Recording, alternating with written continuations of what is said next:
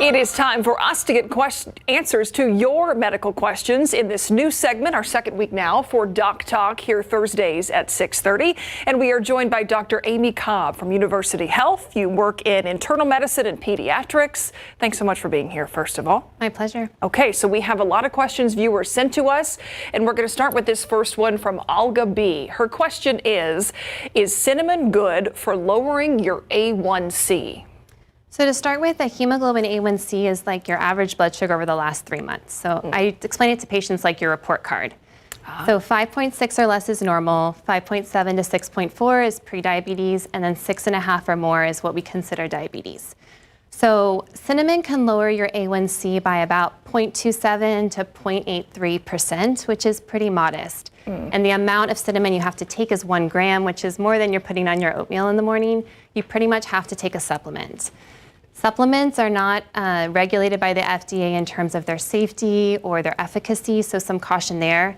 And the American Diabetes Association does not recommend cinnamon replace any of your diabetes medicines.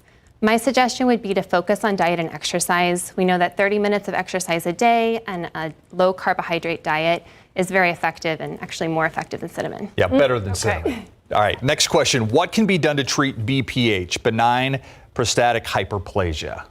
So BPH is an enlargement of the prostate that happens with natural aging in men. And the problem is there's a tube that goes from your bladder out to let the urine out, and the prostate's kind of in the middle. So as it gets bigger, it can squeeze that tube. So what can start to happen is men can start having trouble urinating, emptying their bladder, getting a good urine stream, and then they can get complications like urinary tract infections or bladder stones. Also, it keeps them up all night when they're getting up to have to empty their bladder. So in terms of natural treatments, the American Urological Association doesn't recommend any supplements for this, but there was an interesting study on diet that showed that a diet rich in fruits and veggies, especially leafy greens and tomatoes, can help prevent BPH or slow its progression. And then there's two main medicines that doctors might use. One helps relax the smooth muscle cells to let everything get out, and one helps shrink the prostate by kind of hormonal means. And then if none of those things work, then you're gonna wanna see a urologist to consider surgery. And the only other thing I wanted to mention is that you can't really know if you have BPH just based on your symptoms. It could not be benign, it could be prostate cancer, and that's a conversation with your doctor to see if you need a screening. So if you have some of the symptoms that come with BPH, you need to get tested to make sure it's BPH. Right, it just means that you have a blockage, but we don't actually know, is it benign or could it be cancer? And that's a conversation with your doctor. Okay, good to know. All right, so the next question, this one's about breastfeeding. Denise sent in this question. She says, I am currently breastfeeding my baby. She doesn't latch, so I just pump every 3 hours. In the beginning, I had the wrong insert size, so it was always painful pumping. She went on to ask about changes in the breast. What's normal? What's not, especially when it comes to discoloration, and do any of those changes go back to how they were before this process? Yeah, so the color changes you would expect to go back. It's kind of hormonally driven during pregnancy and during breastfeeding, and they usually do go away. And I did want to mention that she might want to talk to a lactation consultant about the latch, because it is a lot of work to pump and then feed your baby and wash the pump parts and then the bottles. And so that could be possibly something that could be helped with a lactation consultant. And I just want to congratulate her on all the troubleshooting she's done so far. That's exactly what I thought when I saw this comment. Yeah, what a gift to her baby. So keep going. Because there are so many studies about how good it is to breastfeed your child. It's good for your baby, and it's super good for the mom too. It helps her uterus get back to its usual size, get back her weight, bond. So I mean, I commend her for everything she's done despite the challenges. Yeah, keep it up, Denise. Hang in there. All right, how do I get help? This next question is from Sandra. How do I get help for a very close relative who appears to be having mental problems? Yeah, that's really tough. So I think the first thing I would say is this person a danger to themselves or others? So if we think that there's a crisis, it's super important to reach out for help. So you could consider the National Suicide Prevention Lifeline. That's 988. That number changed, so 988. Also, Center for Healthcare Services has a 24/7 crisis line here in San Antonio. That number is 210-223-SAFE. And then if you can't remember that, just call 911, right, if it's a crisis.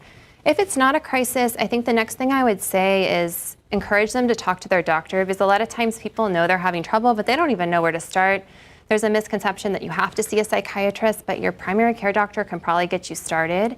And then the third tip I would give is just to be really open about your own experience with mental health issues. We all experience sadness and anxiety and anger at times, but there's a big stigma about talking about it. Yeah. So if they can share, if they've ever been on medicine or therapy, I think it could help really open the door. What I always find is people think it's a sign of weakness. Like you say, it's Exactly. the stigma, and really there couldn't be anything stronger than actually asking for help. For going outside of yourself in your comfort zone and asking for help. I think 988 is a great number to call too, because they probably have resources for you, even if you may not be suicidal in that moment. Yeah. I've never met anyone who wouldn't be better with therapy. So Yeah, that's good advice. Okay, the next question is from Sandra. What is Huntington disease chorea, and what are the treatments for it? Okay, so chorea is a movement disorder that's characterized by like abrupt, jerky movements, often in the face, arms, legs, or trunk. And at first, it can look just like fidgeting, but over time, it gets more severe. And then Huntington disease, so chorea is one of the symptoms, but other symptoms are psychiatric issues and dementia.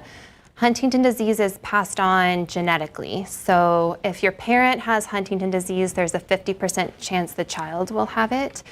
And it tends to get worse over time. So if there's concern that you or your loved one might have Huntington, you're gonna start with a neurologist. And then you might end up needing to see a geneticist, a psychiatrist, some therapists like physical, occupational, or speech therapy, and a nutritionist. Okay, so start with your primary care physician, it sounds like, for so many of the questions that people ask. And then probably it's the neurologist who'll probably make the diagnosis. Yeah. You know, we were talking about mental health. There's also a block, and I don't know if it started with COVID, with just getting help, period, medical help. I mean, are you seeing some of that where you just want people to know that's what we're here for? I think especially for mental health care, there's been a lot of demand, and so the primary care field has taken on a lot more of those patients, and there's a lot we can do. And there's been some great outreach from the psychiatrists too to support primary care doctors. So yeah, that's a great place to start. Great. Dr. Amy Cobb with University Health, thanks for being here. Thank you, my pleasure. Thank you, doctor. And we want to make sure that people know that there is an opportunity for you to go submit your questions. We will be doing this every single Thursday. I believe we have a QR code here that people can scan. Get your phone out, scan that. That will take you straight to the webpage where you can submit your own medical questions on anything, any subject, and we will take them to local doctors. Keep up to date with all of San Antonio's top news, weather, and so much more by clicking the like and subscribe buttons below. And once again, thanks for watching KSAT.